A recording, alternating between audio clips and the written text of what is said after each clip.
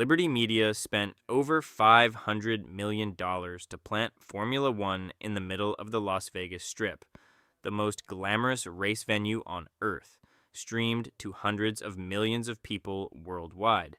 But ticket sales are struggling, locals are openly hostile, and insiders are quietly asking whether the whole thing was a very expensive mistake. So, here's the question. Nobody at F1 headquarters wants to answer.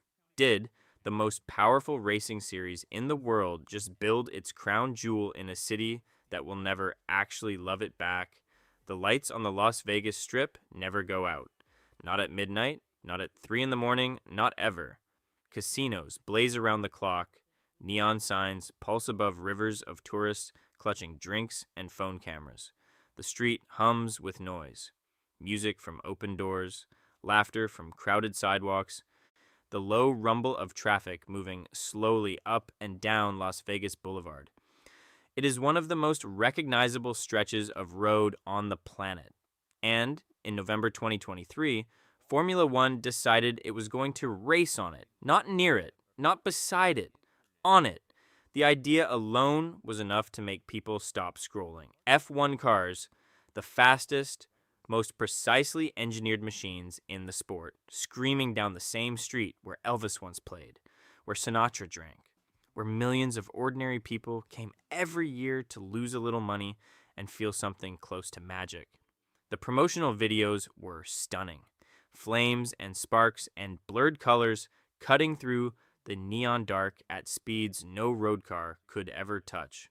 Liberty Media, the American company that had taken over Formula One in 2017, called it the most ambitious race in modern F1 history. They were not being modest. The numbers backed the ambition. Liberty Media did not just rent the strip and put up some barriers. They bought land. They built a permanent pit complex, a massive, gleaming structure that cost hundreds of millions of dollars on its own, right in the heart of the city. The total price tag for getting this race off the ground crossed $500 million. That is not a typo. $500 million to bring racing to a street that had never seen anything like it. The circuit itself stretched 3.8 miles. Top speeds were projected to hit 212 miles per hour on the long straight down the boulevard.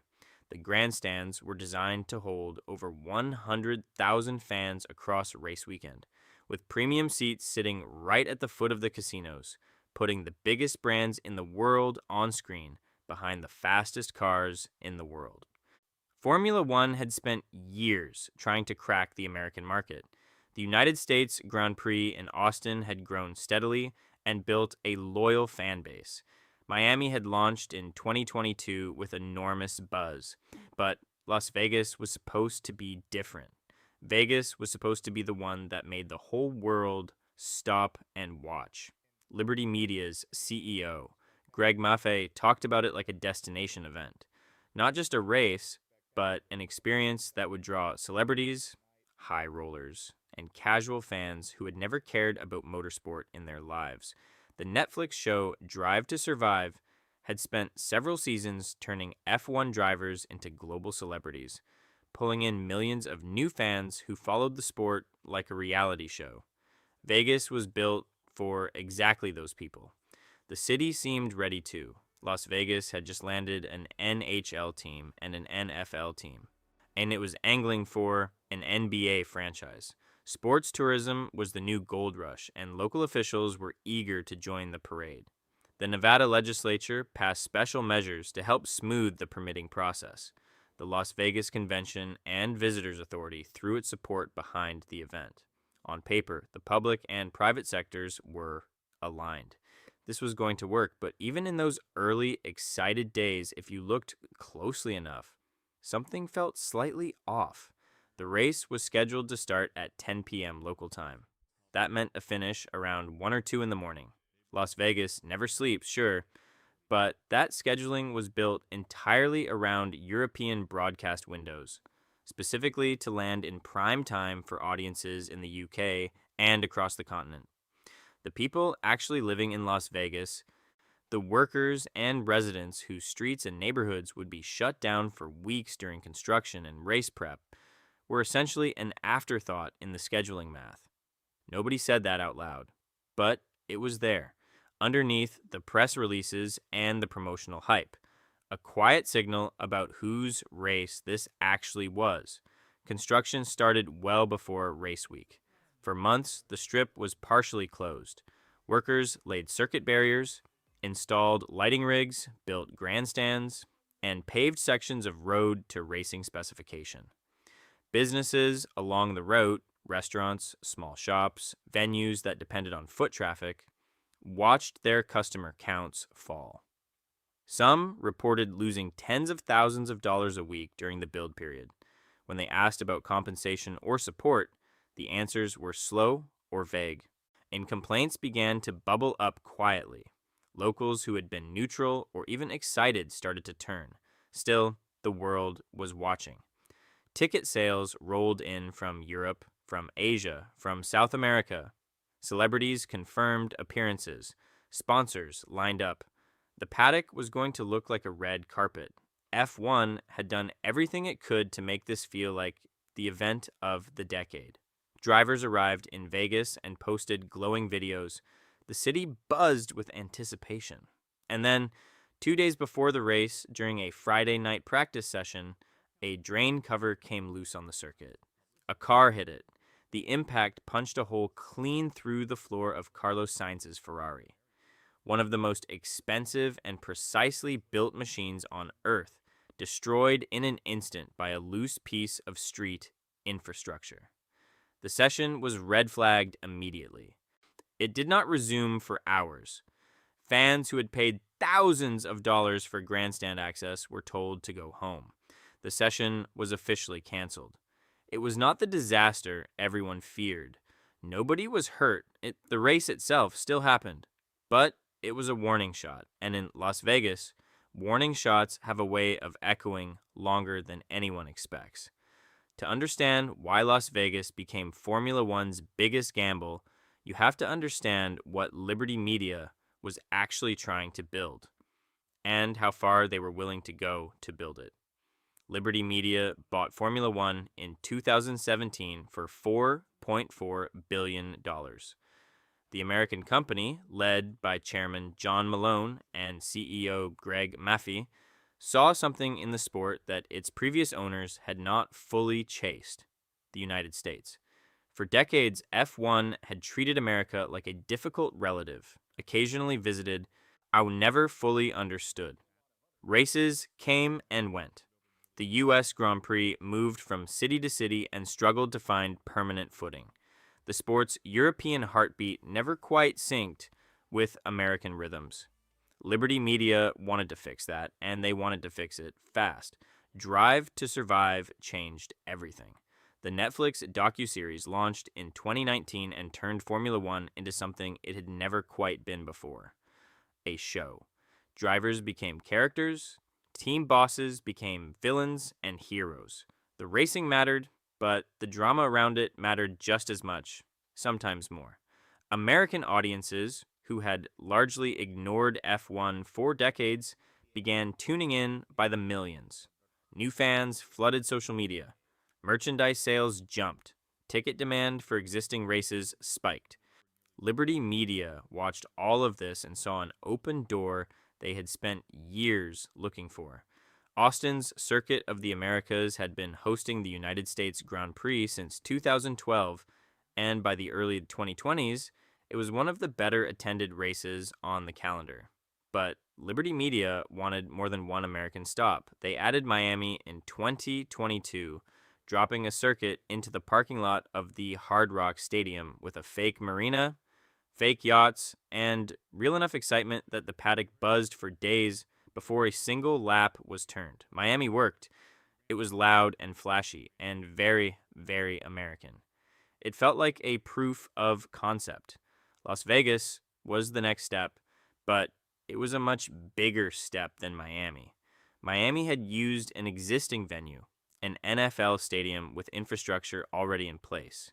Las Vegas required building almost everything from scratch on a live, operational street. The scale of the commitment was different by an order of magnitude. Liberty Media did not flinch. They structured the Las Vegas Grand Prix as an F1 promoted event, meaning the series itself, not a local promoter, was taking on most of the financial risk and reward. That was unusual. It was a bet, and they made it with eyes open. The circuit design was genuinely impressive. Engineers routed 3.8 miles of track through and around the strip, incorporating the long Koval Straight where cars would hit over 200 miles per hour, a tight section threading between hotel towers and a sweeping curve in front of the Sphere, Las Vegas's newest and most dramatic landmark, a massive spherical LED screen that would light up the night sky behind the racing. On the visuals, everyone agreed would be extraordinary. No race on the calendar could compete with the pure aesthetic spectacle of Formula One cars cutting through a city lit up like a fever dream. But building the circuit meant shutting down significant portions of the strip for extended periods. And that is where the relationship between Formula One and Las Vegas started to crack. Casinos operate on foot traffic. Every person walking past a front door is a potential customer. Close the road, redirect the crowds, and the math changes fast. The construction phase, which stretched across several months leading into November 2023, cost some businesses dearly. Estimates of lost revenue ran into the millions across the corridor. Small operators with no financial cushion felt it the hardest. And while the big casino companies had negotiated deals and partnerships that gave them some benefit from the race, many smaller businesses received nothing. Locals felt it too. Las Vegas is a real city. Around 650,000 people live within the city limits, with nearly 2 million in the greater metro area. They shop, commute, work, and live around the Strip, even if they rarely visit it as tourists. Road closures during construction disrupted routines. Noise from overnight work affected sleep. Parking disappeared. The cost of a race that was supposed to celebrate Las Vegas was being paid, quietly and daily, by the people who actually lived there. And most of them were not getting anything back. The ticket prices did not help the mood. General admission for the 3-day event started at around $500. Grandstand seats in the premium zones ran into the thousands. Some hospitality packages cleared $10,000 per person. The marketing made clear who the target audience was: international tourists, wealthy travelers, celebrities, and the kind of high spender who books Las Vegas for a long weekend and drops more in one night than most locals earn in a month. The race was designed for visitors, priced for visitors, and scheduled with that 10 p.m. local start for viewers in time zones thousands of miles away. None of that is necessarily wrong. Formula One is a premium product. It has always been expensive, always been elite, always attracted a crowd with money to burn. But the gap between the event being sold and the city hosting it was wider than almost anyone had publicly acknowledged. Vegas locals, you watching cranes block their streets and barriers cut off their neighborhoods, were not feeling the promised glory. They were feeling the inconvenience. And the race had not even happened yet. Then it did, and the cars were magnificent. And the Sphere glowed, and Carlos Sainz's Ferrari got a hole punched through it by a drain cover on a public street, and the whole complicated, expensive, breathtaking, slightly broken picture came into focus all at once. The race happened. Max Verstappen won, which surprised no one. He had dominated the 2023 season with a level of dominance that even his biggest fans admitted had taken some of the tension out of the championship. The circuit looked exactly as spectacular as promised on television. The Sphere pulsed with color. The casinos towered above the barriers, blazing light in every direction.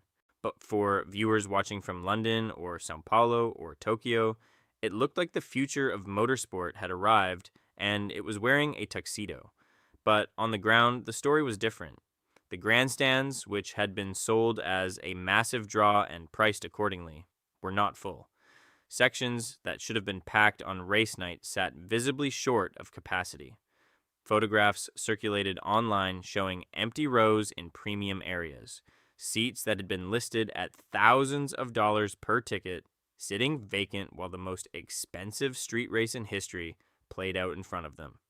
Hotel rates along the strip had been jacked up by some properties to 5 or 6 times their normal levels in anticipation of a flood of high-spending race tourists. That flood did not come in the volume anyone had counted on. Occupancy numbers came in softer than projected.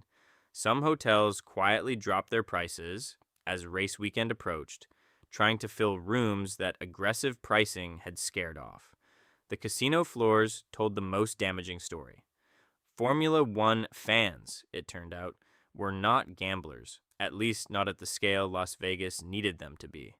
Visitors who had traveled from Europe or South America or Asia came to watch the race, experience the strip's atmosphere, and take photos.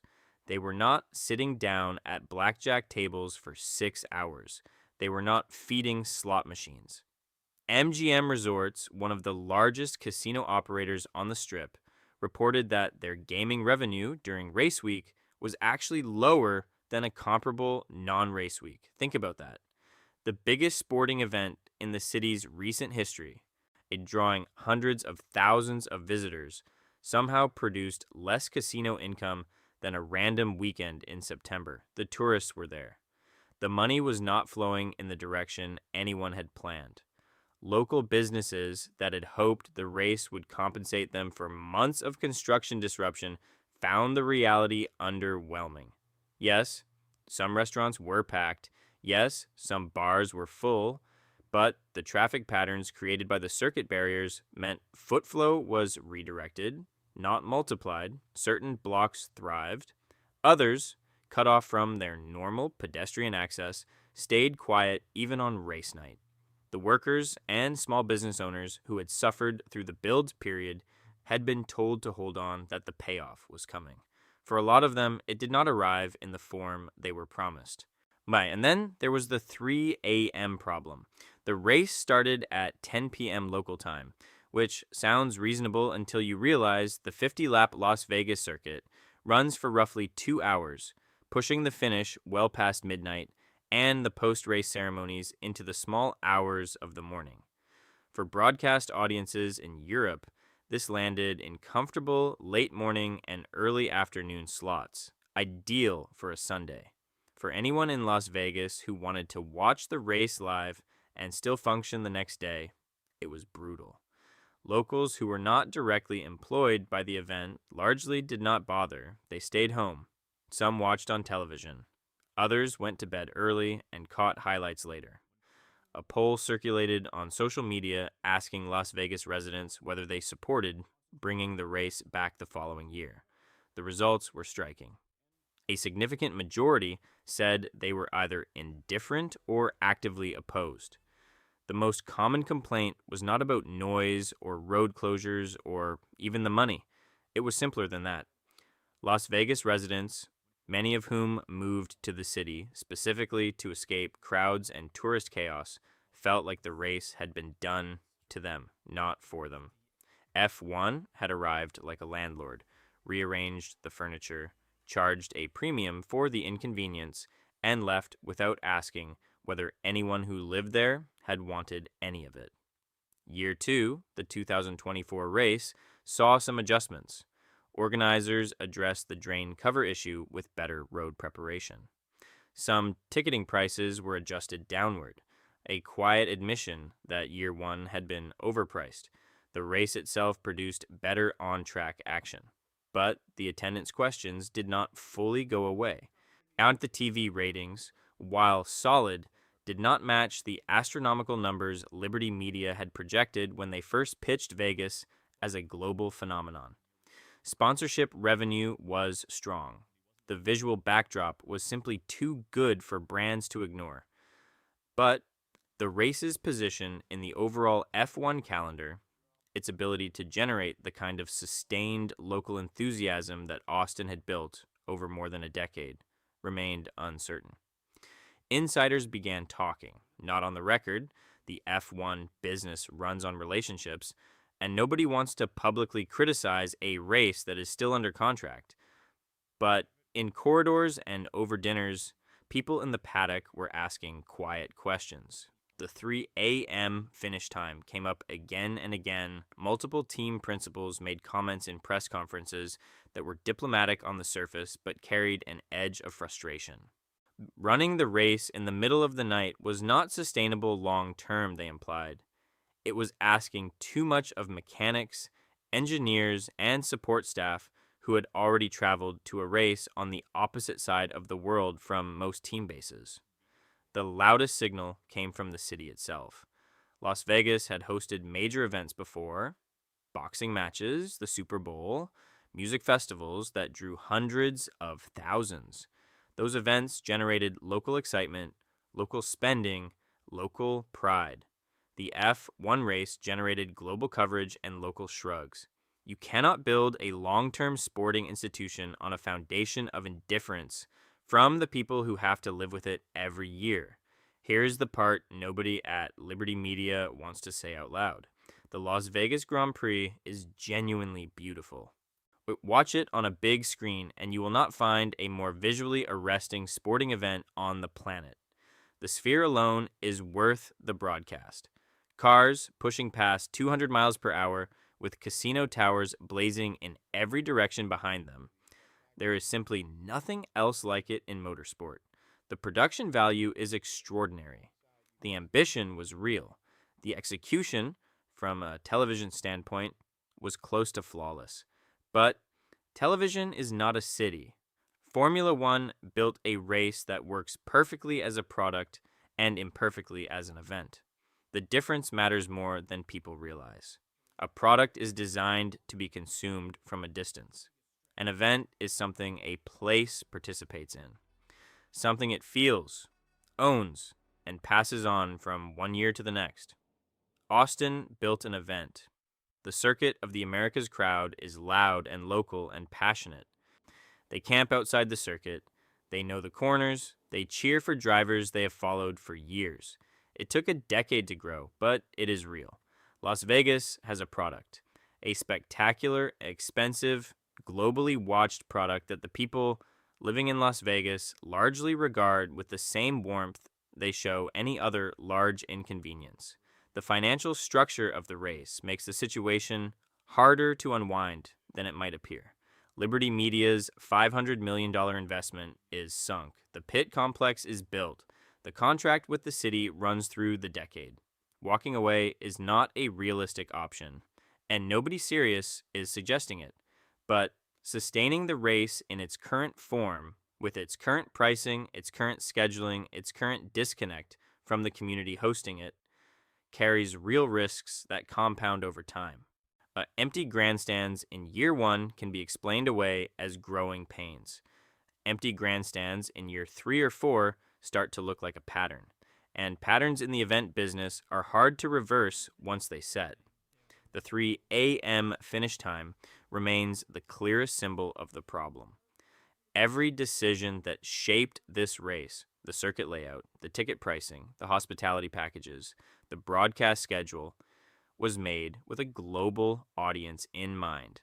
That is understandable. Formula One is a global series, and Las Vegas is its biggest American showcase. But racing into the early hours of a Sunday morning in a city where many residents have early Monday jobs is a choice that tells the local population exactly where they rank in the priority list. They can see the race on television like everyone else. The city is the backdrop, not the audience. Las Vegas as a place has survived and absorbed almost everything. It outlasted the mob. It outlasted the recession that killed its real estate market. It outlasted a global pandemic that shut down every casino on the Strip for months. It is a city built on reinvention, and it has always found a way to make things work. But Formula One is not trying to survive Las Vegas. It is trying to make Las Vegas love it. And that is a different challenge entirely. You cannot buy civic affection with a $500 million infrastructure investment. You earn it slowly by showing up in a way that makes people's lives better rather than louder, more expensive, and harder to navigate. The irony is sharp and a little painful. Formula One chose Las Vegas because it is a city that knows how to put on a show. But Las Vegas built its entire identity on giving people what they want, not telling them what they should want. Casinos do not lecture tourists about the right way to enjoy gambling.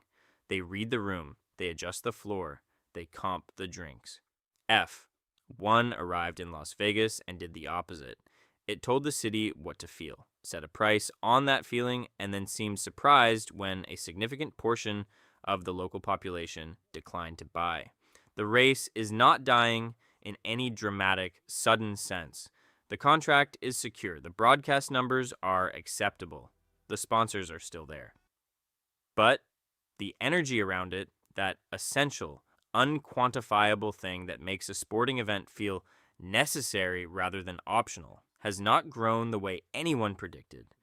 The global fans who travel in from overseas are passionate. Yet the paddock produces drama. The cars are wonderful, but the city itself, the 650,000 people who live in Las Vegas and wake up there every Monday after race weekend, have mostly decided that this thing happening on their streets is not quite theirs. It belongs to someone else. It always did. So here is the real question. And it is the one that will determine whether the Vegas Grand Prix becomes a genuine institution or an expensive curiosity that eventually gets quietly rescheduled, repriced, or replaced. Can Formula One build a race that the city of Las Vegas actually wants, not just tolerates, before the novelty wears off and the empty seats start telling a story that no amount of promotional video can cover up? The clock is running. In Las Vegas, it always is.